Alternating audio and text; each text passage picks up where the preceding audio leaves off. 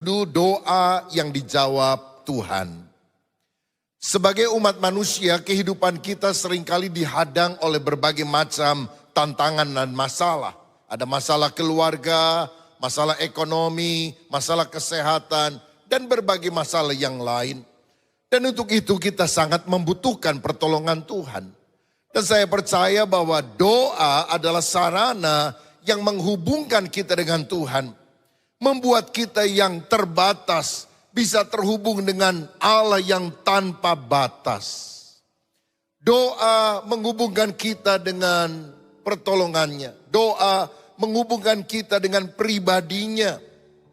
Dan ada janji firman dalam 1 Yohanes 5 ayat 14. Dan inilah keberanian percaya kita kepadanya, yaitu bahwa ia mengabulkan doa kita jikalau kita meminta sesuatu kepadanya menurut kehendaknya.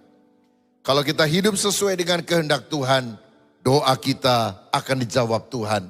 Doa kita akan dikabulkan Tuhan. Siapa yang percaya? Doa berkuasa untuk melakukan banyak perkara yang dahsyat. Berikan tepuk tangan untuk Tuhan Yesus.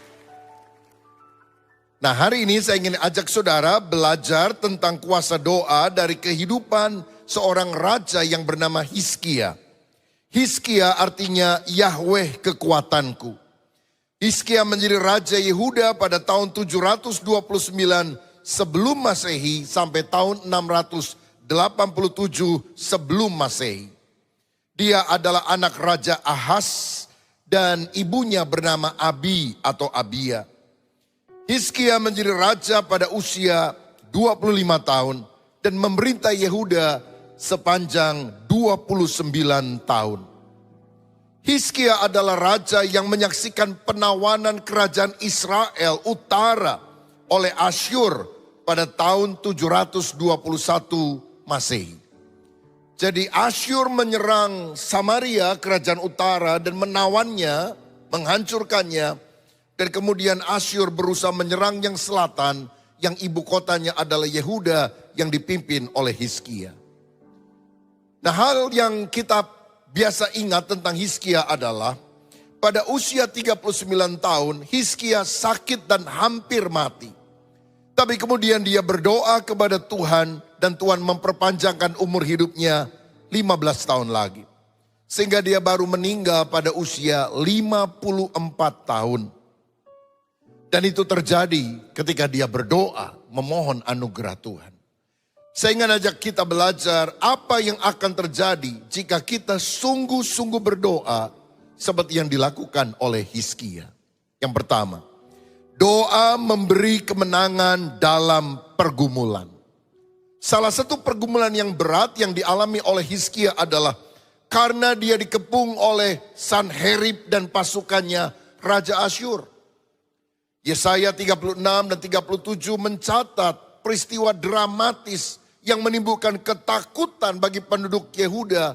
Karena apa? Saudara mereka kerajaan utara sudah dihancurkan. Kerajaan selatan pun kelihatannya sudah di ujung tanduk dan akan dihancurkan.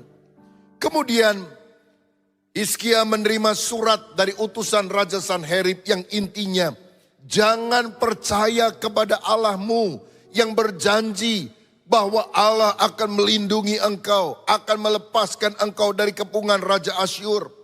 Lihat, ada banyak negara-negara lain di sekitarmu yang semuanya sudah dikalahkan oleh kerajaan Asyur. Saudaramu saja Samaria sudah dihancurkan, apalagi engkau. Jadi jangan percaya kepada Yahweh, kutukilah dia. Ketika Hizkia menerima surat penghinaan yang luar biasa itu, ini sikap yang dia lakukan. Yesaya 37 ayat 14 dan 15. Hizkia menerima surat itu dari tangan para utusan lalu membacanya.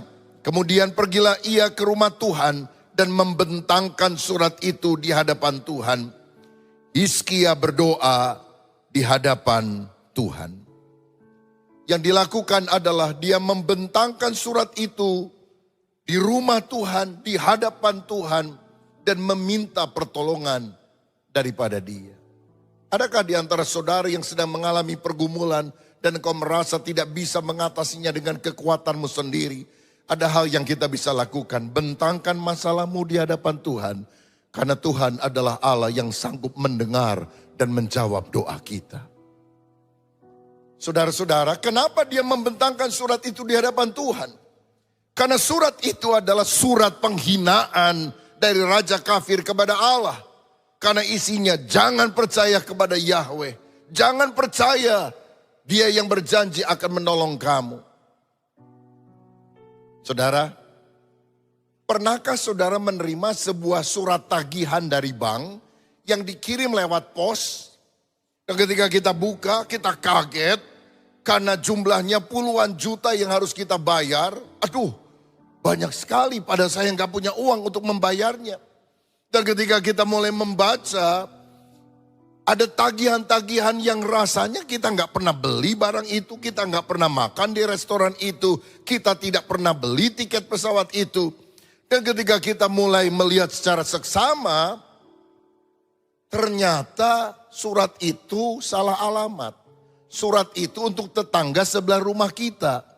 Alamatnya salah, namanya juga bukan nama kita. Maka sedetik kemudian kebingungan kita berubah menjadi sukacita. Apa yang kita lakukan? Kita tidak perlu stres lagi. Karena surat itu salah alamat. Yang kita lakukan adalah kita membawa surat itu, mengetuk pintu daripada teman kita, tetangga kita di sebelah. Dan berkata, nih surat buat kamu. Kamu yang bereskan. Saya tidak perlu bereskan. Karena ini surat buat saya. Itulah yang dilakukan oleh Hizkia. Tuhan, Raja Sanherib menulis surat kepada aku. Aku bentangkan di rumahmu. Karena dia salah alamat. Dia menghina engkau Tuhan. Bukan aku yang dicaci maki, engkau ya Tuhan.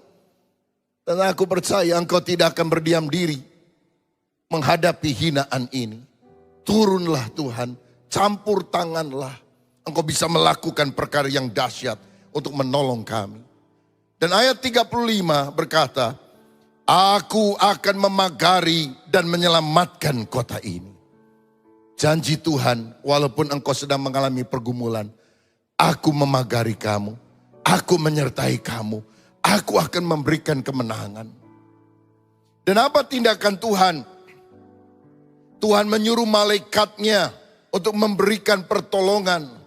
Pada ayat yang ke-36 dikatakan, keluarlah malaikat Tuhan, lalu dibunuhnyalah 185.000 orang di dalam perkemahan Asyur. Keesokan harinya pagi-pagi tampaklah bangkai-bangkai orang yang mati belaka. Tindakan Tuhan, dia mengutus satu orang malaikat yang membantai 185.000 pasukan musuh. Dengarkan saya, Tuhan punya jutaan malaikat yang semua adalah anak buahnya. Malaikat adalah makhluk yang lebih kuat dari manusia.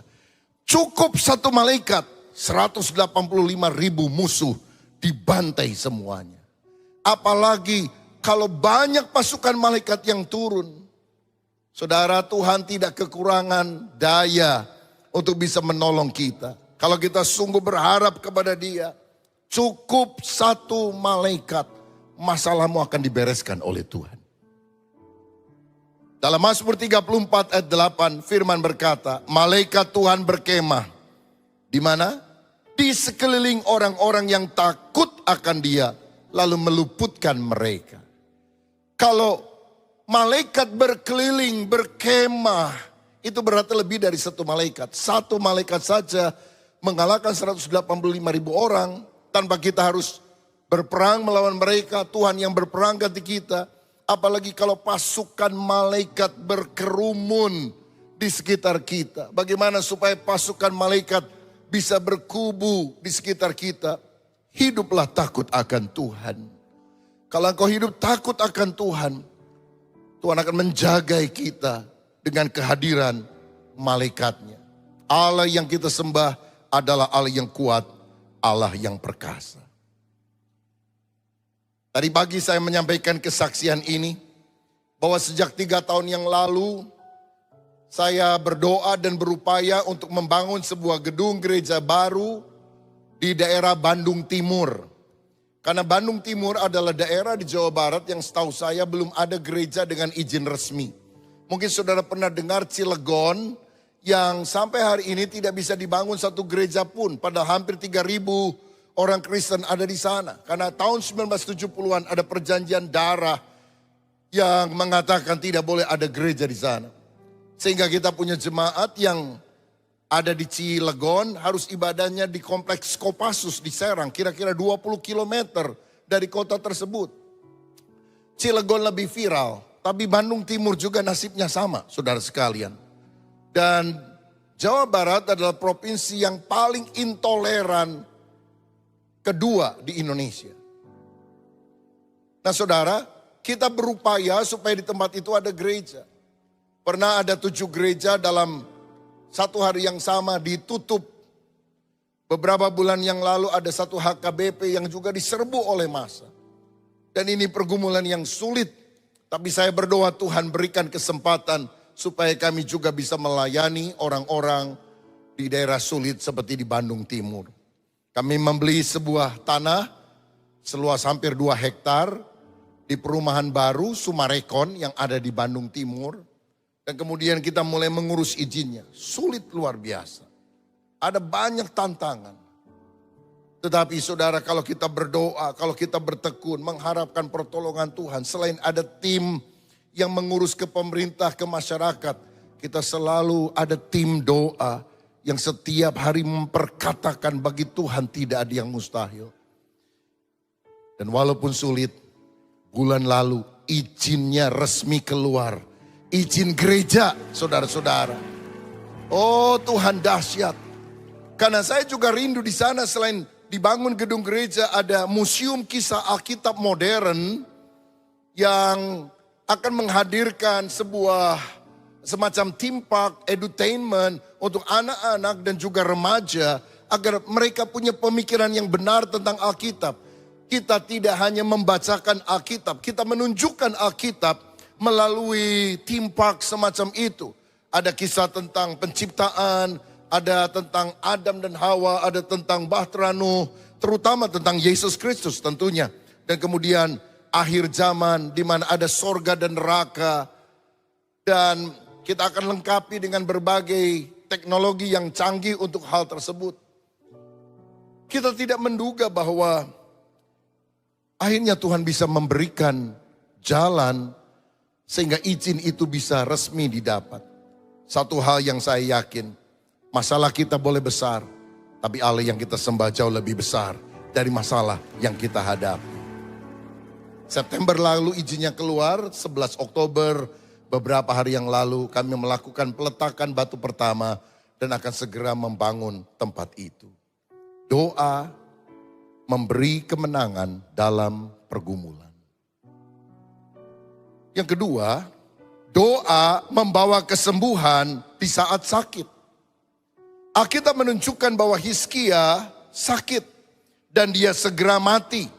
2 Tawari 32 ayat 24 berkata, pada hari-hari itu Hizkia jatuh sakit sehingga hampir mati.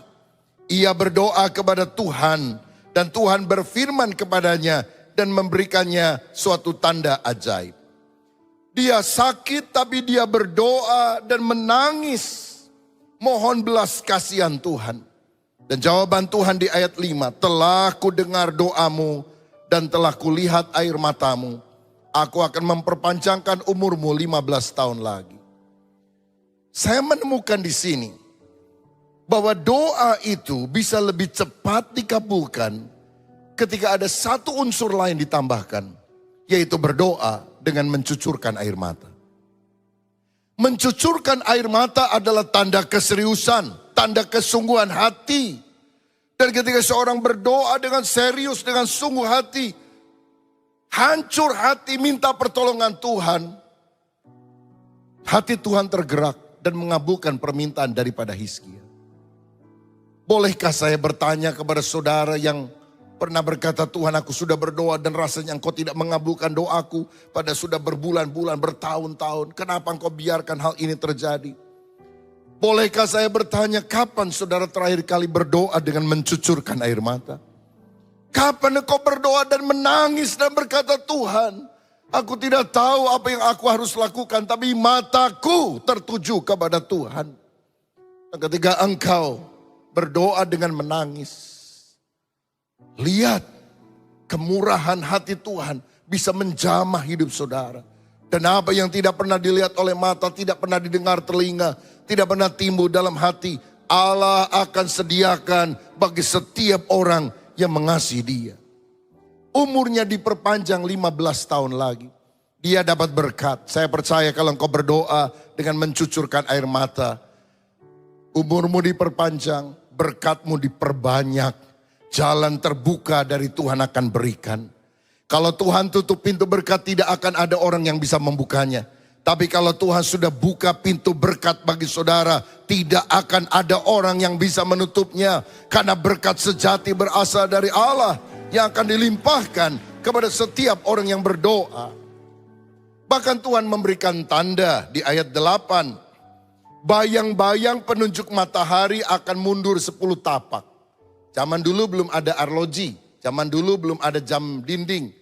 Tetapi melalui bayangan matahari, maka ketika matahari mulai bergerak, ada jam, ada kayu petunjuk bergeraknya waktu yang akan maju. Tapi Tuhan bilang apa? Aku akan beri tanda.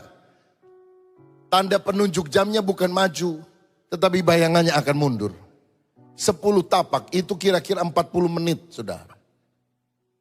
Siapa yang bisa memaju mundurkan waktu selain daripada Tuhan? Tuhan itu tidak ada di dalam waktu. Dia adalah pencipta waktu. Dia ada di atas waktu. Waktu adalah ciptaannya. Tidak mungkin ada orang yang bisa mengubah waktu, memundurkan waktu selain daripada Tuhan. Dan inilah yang disebut sebagai mujizat. Ketika orang percaya berdoa, maka apa yang tidak bisa dikerjakan oleh manusia, Tuhan sendiri bisa mengerjakannya. Doa sejati mendatangkan mujizat Allah, mendatangkan kesembuhan.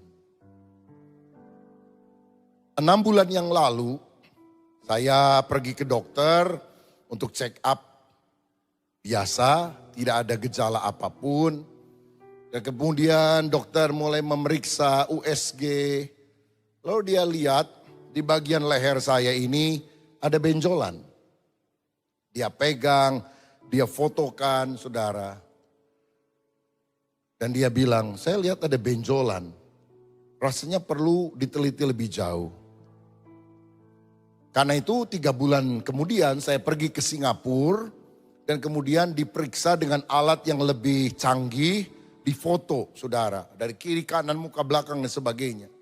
Dan dokter melihat ada beberapa bintik-bintik dan ada 2 yang agak besar. Satu cairan, satu lagi mix antara cairan dan daging. Dan dia khawatir bahwa itu adalah kanker. Saudara-saudara, saya pergi ke profesor yang ada di Bandung, usia hampir 80, saya tanya, Prof, 2 dokter sudah menyarankan saya biopsi. Tapi saya pernah dengar, kalau di biopsi itu kan seperti dikorek-korek begitu. Itu malah kalau ada kanker malah bisa cepat menyebar. Bener gak dok? Bisa gak saya gak dibiopsi? Dia bilang boleh gak apa-apa gak dibiopsi juga.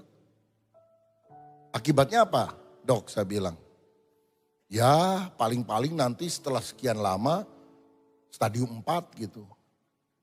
Saya bilang ini profesor ngomongnya seenaknya aja ini.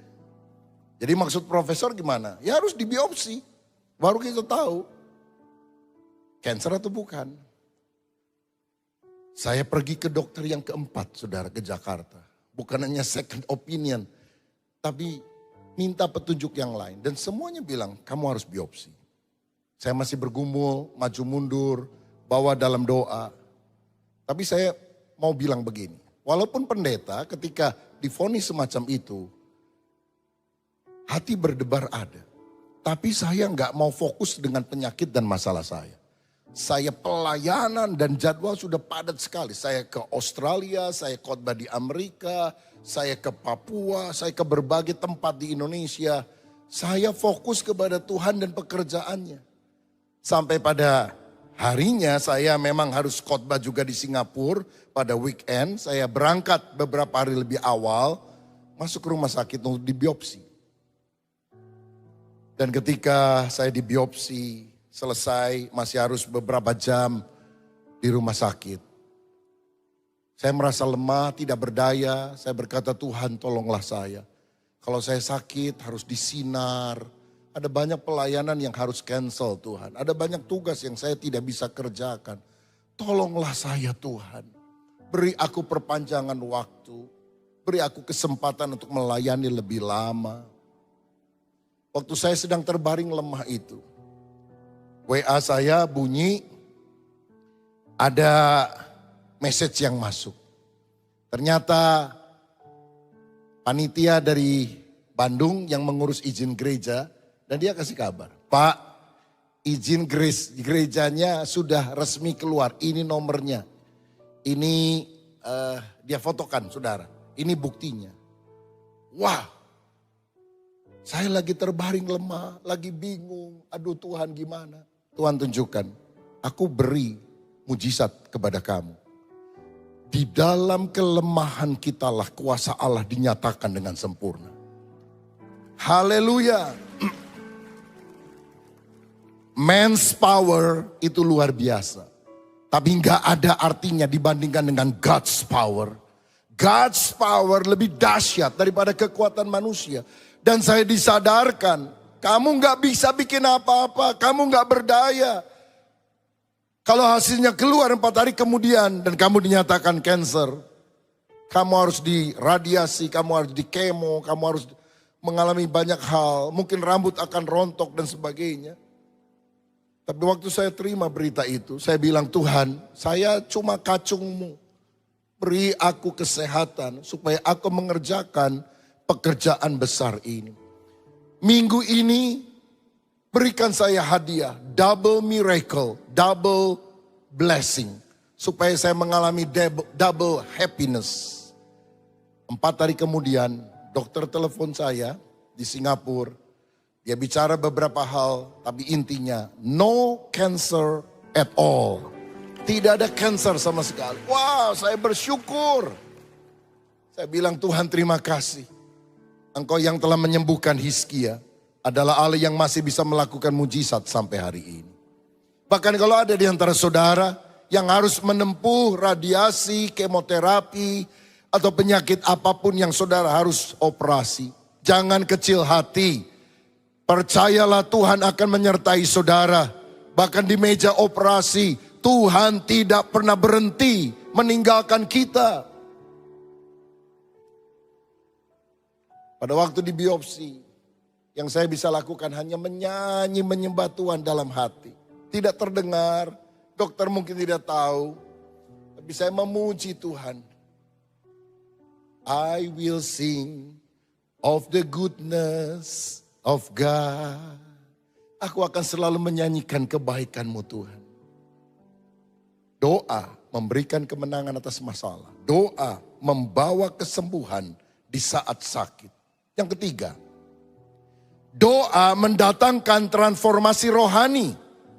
2 Raja-Raja 18 tadi ayat 3-7 berkata demikian.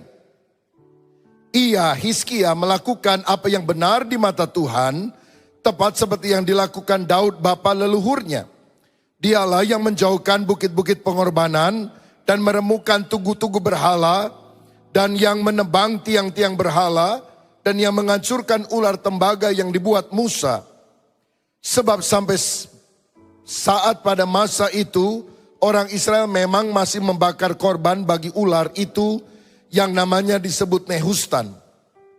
Ia percaya kepada Tuhan Allah Israel, dan di antara semua raja-raja Yehuda, baik yang sesudah dia maupun yang sebelumnya, tidak ada lagi yang sama seperti dia. Ia berpaut kepada Tuhan, tidak menyimpang daripada mengikuti dia, dan ia berpegang pada perintah-perintah Tuhan yang telah diperintahkannya kepada Musa.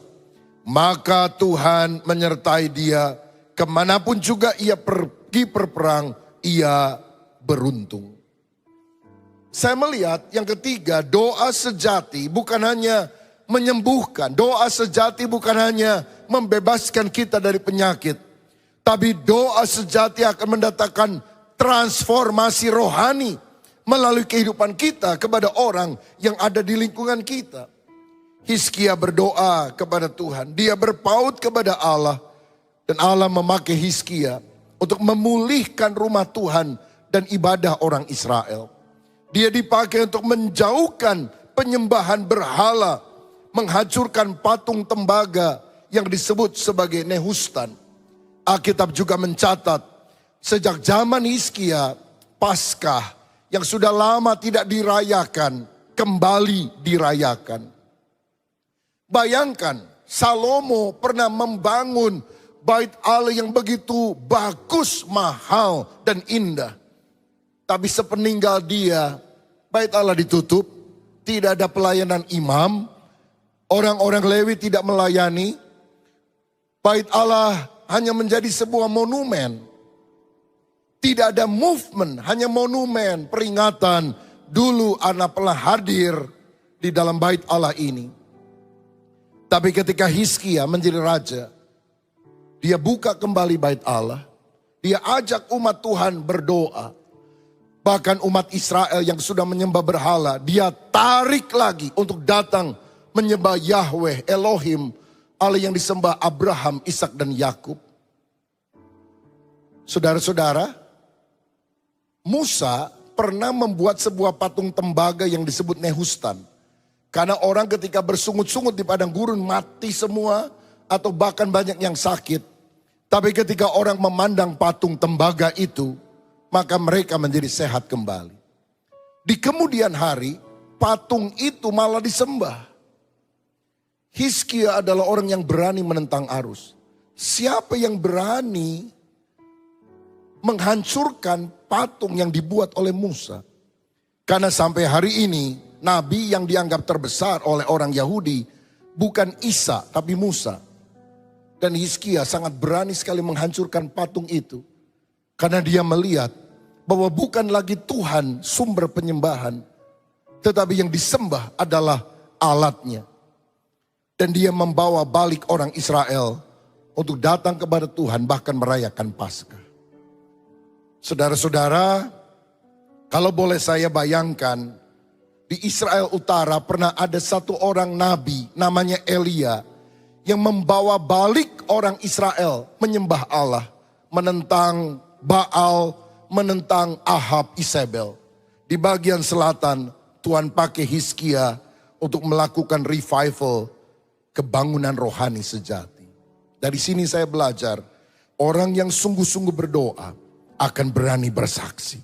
Akan berani membawa keluarganya, lingkungannya untuk mengenal Tuhan. Jangan hanya berdoa dan tidak melakukan apa-apa. Ora et labora. Berdoa dan bekerja. Lakukan bagian kita. Allah akan melakukan bagiannya. Allah akan memberikan kemampuan kepada kita untuk melakukan transformasi rohani. Orang yang sungguh berdoa akan rajin bersaksi. Orang yang rajin berdoa harus memenangkan keluarganya, jiwa-jiwa datang kepada Tuhan Yesus Kristus. Karena lebih penting kita membawa orang kepada Yesus daripada orang mengenal kuasa kegelapan atau iblis. Hari-hari ini ada banyak orang merayakan iblis. Halloween, pakai baju seperti itu, ada iblis yang lucu dan sebagainya. Saya mau bilang, tidak ada iblis yang lucu. Tidak ada iblis yang baik. Iblis adalah iblis yang jahat dan Allah adalah Allah yang baik. Jangan percaya kepada tipu daya iblis. Karena Alkitab berkata, iblis adalah bapa pendusta. Dia adalah pembunuh dari sejak semula.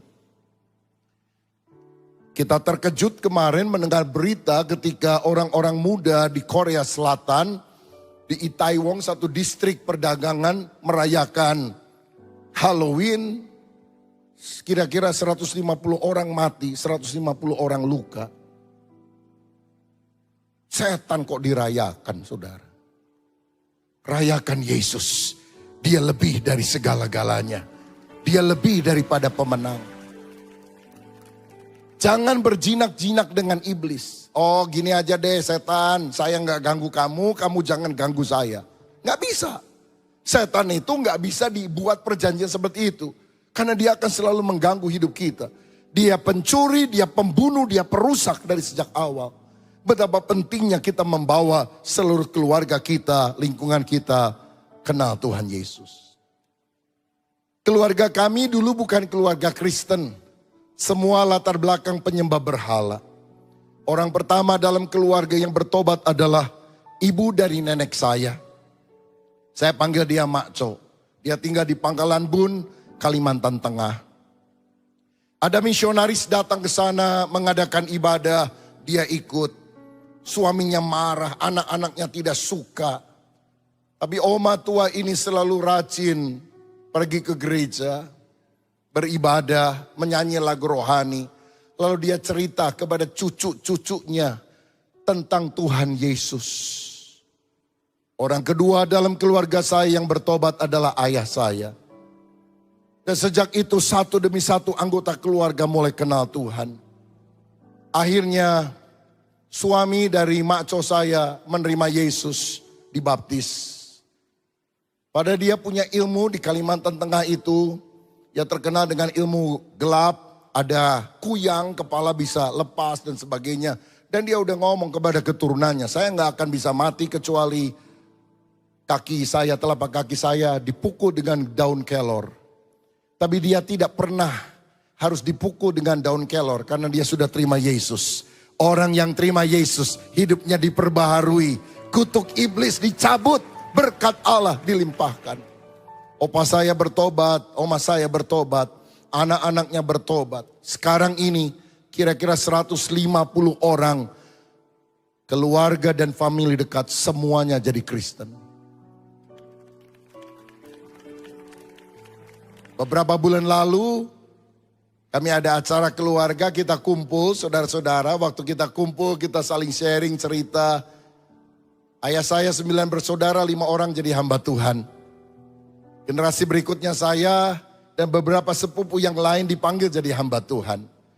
Anak saya dan juga beberapa orang yang seangkatan dengan dia ada yang terpanggil jadi hamba Tuhan. Dan dalam pertemuan itu saya mengingat Tuhan sudah memakai keluarga kami untuk memenangkan dan membaptiskan dari yang belum percaya sampai percaya. Melalui pelayanan keluarga kami lebih dari 10.000 orang. Dan saya tidak bisa sombong, kita nggak bisa menepuk dada. Karena yang Tuhan pakai dalam keluarga kami untuk memenangkan keluarga adalah seorang nenek tua yang buta huruf. Kalau ada satu orang sesederhana apapun menyerahkan hidup kepada Tuhan, transformasi rohani bisa terjadi. Maukah engkau berdoa bukan hanya minta berkat, minta kesembuhan, minta mujizat. Pakai hidupku menjadi alat kemuliaan-Mu. Pakai melalui hidupku, keluargaku mengenal Injil Yesus. Teman-temanku bertobat dan diselamatkan dan dibaptis. Apakah ada di antara saudara yang kalau punya anak berkata, Tuhan, aku ingin setidaknya ada satu orang anakku yang menjadi orang yang besar di hadapan Tuhan. Bukan besar di hadapan manusia. Sukses, kaya, ternama. Tapi orang yang besar di hadapan Tuhan adalah orang yang bisa membawa Yesus dan memperkenalkan kepada orang yang seharusnya binasa. Sehingga dia berhasil masuk ke dalam kerajaan Allah oleh karena kasih karunia. Jangan makna keberhasilan, kesuksesan, kebesaran ditentukan oleh dunia. Kamu mesti kaya, baru kamu sukses. Kamu mesti ternama, baru kamu sukses. Besar di hadapan Tuhan, seperti Yohanes Pembaptis. Dia memperkenalkan Yesus kepada orang-orang di sekitarnya. Doa sejati mendatangkan transformasi rohani.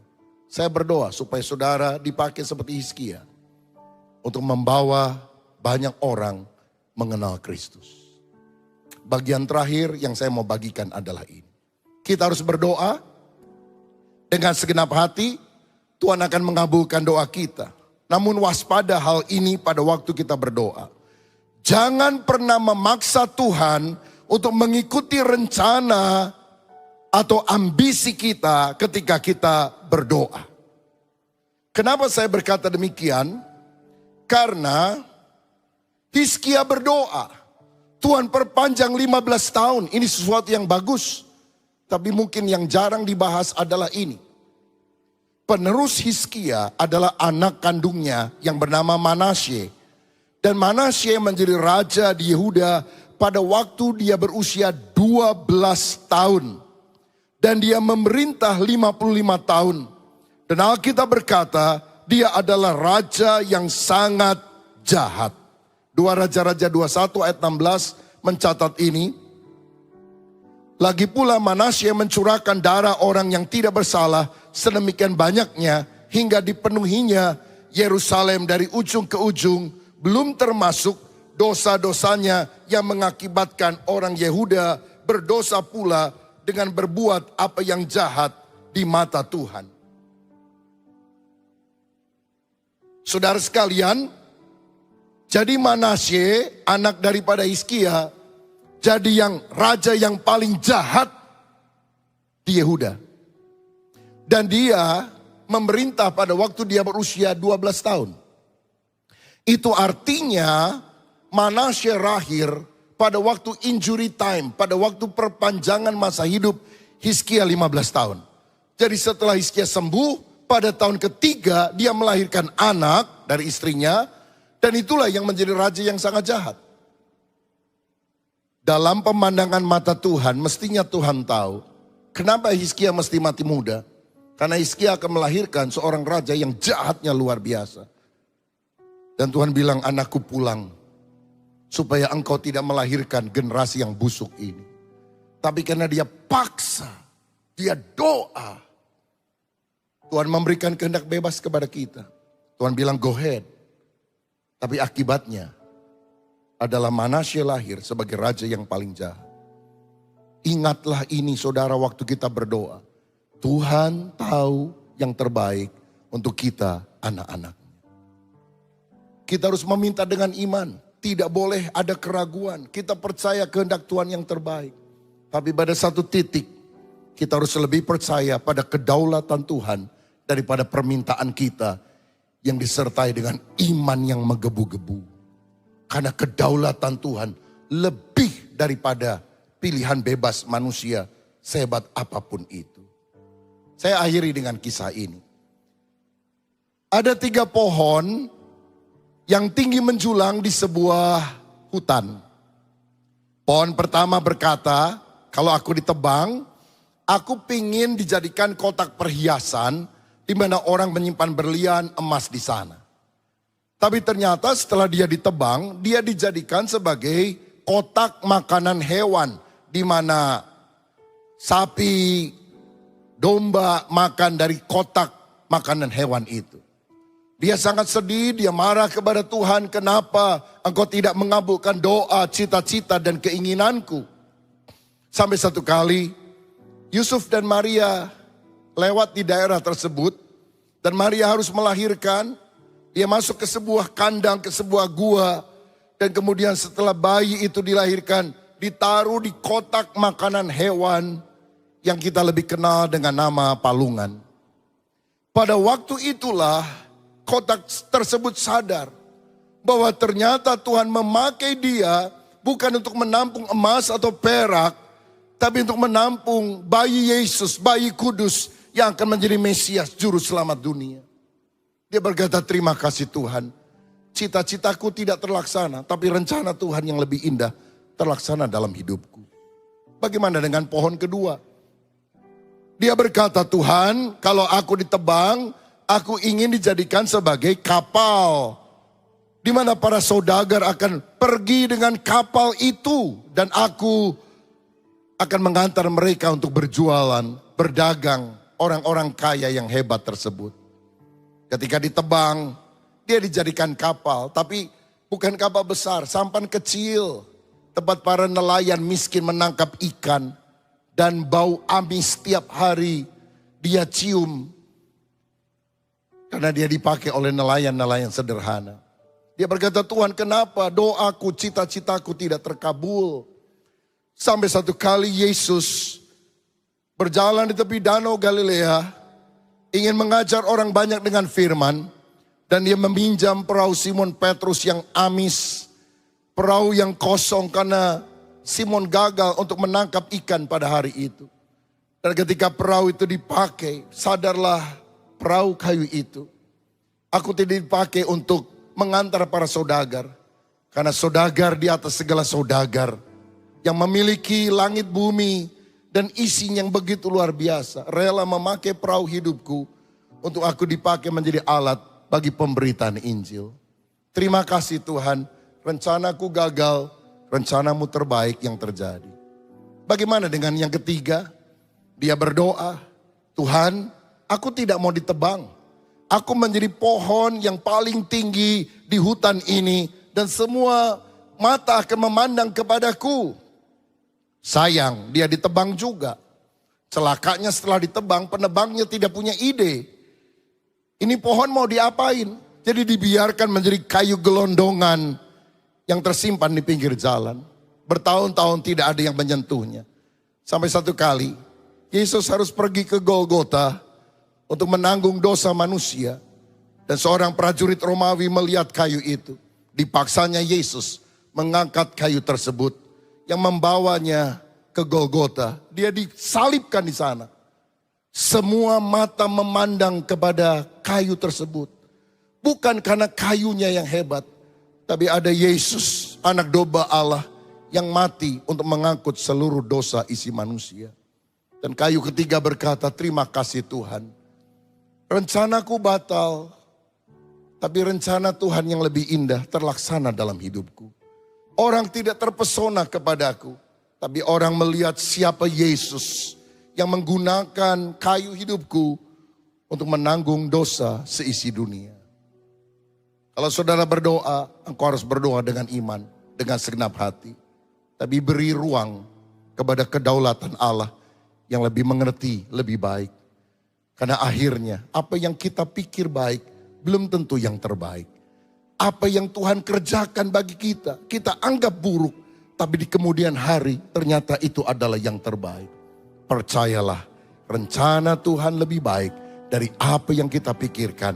Kalau kita takut akan Tuhan, mengasihi Dia, maka Tuhan akan memberikan yang terbaik dalam hidup saudara. Tuhan Yesus memberkati. Mari kita bangkit berdiri.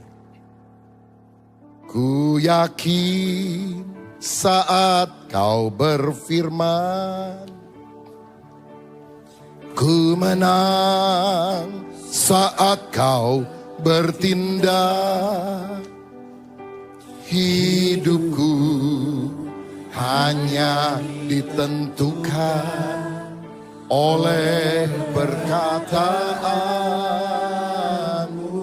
Ku aman karena kau menjaga.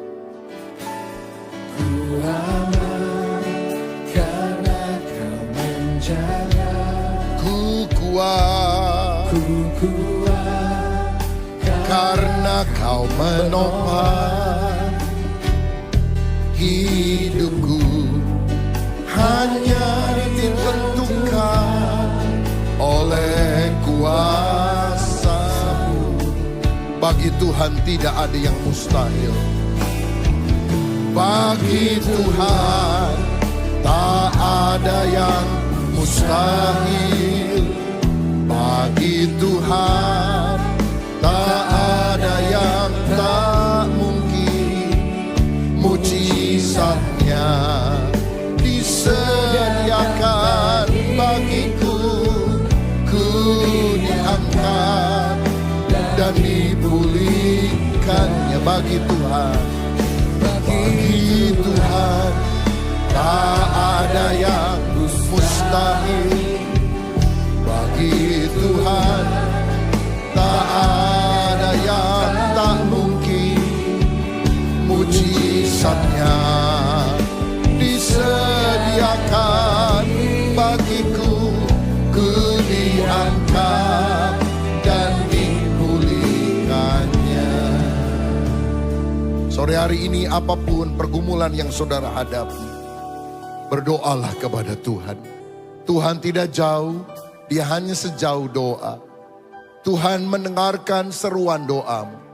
Doa memberikan kemenangan dalam pergumulan. Doa memberikan kesembuhan bagi orang yang sakit. Tapi lebih daripada itu, melalui doa, Tuhan mengolah hati kita untuk lebih dekat kepada Dia. Sehingga kita menjadi agen Tuhan, membawa misi Allah, supaya orang-orang kenal Yesus, mengalami keselamatan, mengalami transformasi rohani melalui kehidupan kita. Siapa di antara kita yang mau berdoa dengan segenap hati pada hari ini, supaya rencana Allah terjadi, dan selalu sediakan ruang untuk kedaulatan Allah lebih daripada kehendak manusia. Kalau boleh cawan ini lalu, tapi bukan yang aku kehendaki, melainkan seperti yang engkau kehendaki. Karena kehendak Tuhan adalah kehendak yang terbaik.